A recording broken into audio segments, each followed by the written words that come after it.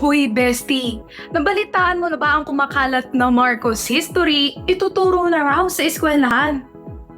Hala, so magiging subject na, gagawa ng lesson, gagawa ng project? So like, life and works of Marcos lang ang atake? True ba?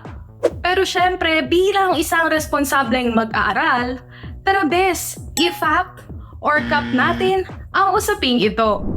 Sa YouTube video ng isang vlogger na si Sangkay Janjan, sinasabi nito na ituturo na raw sa eskwelahan ang Marcos history.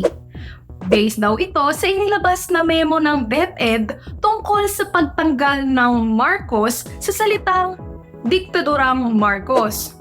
Huh? How true?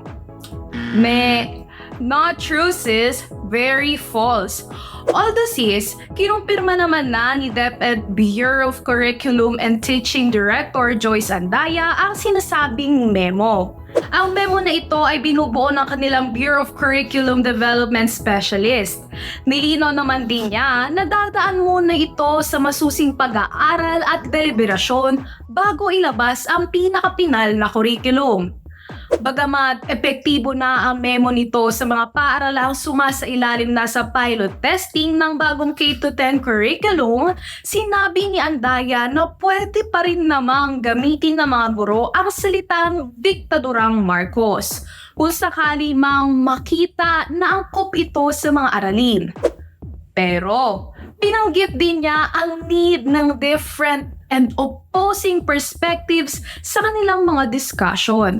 Pero sis, alam mo ba na bago pa nito, mariin lang tinuligsa ng grupo ng mga educators ang memo na to dahil ito ay clear revision of history at isang insulto sa mga biktima ng martial law.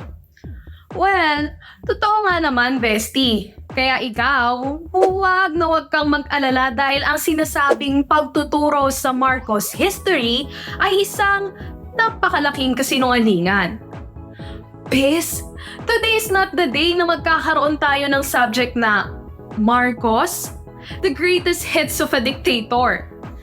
Tandaan, ang balitang ituturo ang Marcos history ay cap na cap at never a fact. O diba? Ganun pala yun?